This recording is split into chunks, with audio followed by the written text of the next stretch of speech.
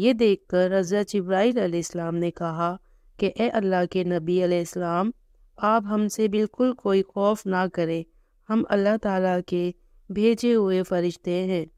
اور ہم 2 کاموں کے لیے آئے ہیں۔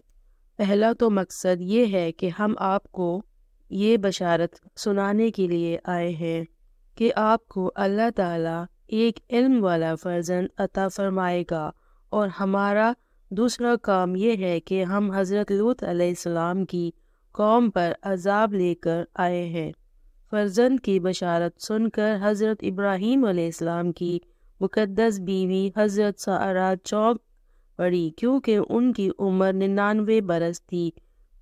وہ کبھی حاملہ بھی نہیں ہوئی۔ تعجب سے وہ چلاتی ہوئی آئی اور ہاتھ سے اپنا ماتھا ٹھوک کر کہنے لگی، کیا مجھ بڑھیا بانجھ سے بھی اولاد پیدا ہو سکتی ہے؟ تو حضرت جبرائیل علیہ السلام نے کہا، ہاں، آپ کے رب کا یہی فرمان ہے، وہ پروردگار بڑی ہی حکمتوں والا، بہت علم والا ہے۔ چنانچہ حضرت اسحاق علیہ السلام پیدا ہوئے،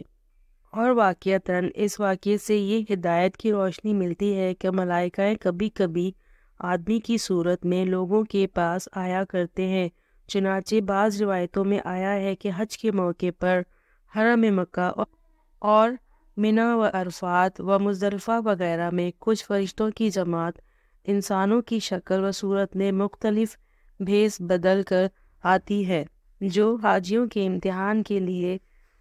خدا کی طرف سے بھیجی جاتی ہے۔ اس لیے حجاج کرام کو لازم ہے کہ مکہ مکرمہ اور منی و عرفات و مزدلفہ اور طواف کعبہ و زیارات مدینہ منورہ کے ہجوم میں ہوشیار رہیں کہ ہرگز کسی انسان کی بھی بے ادبی و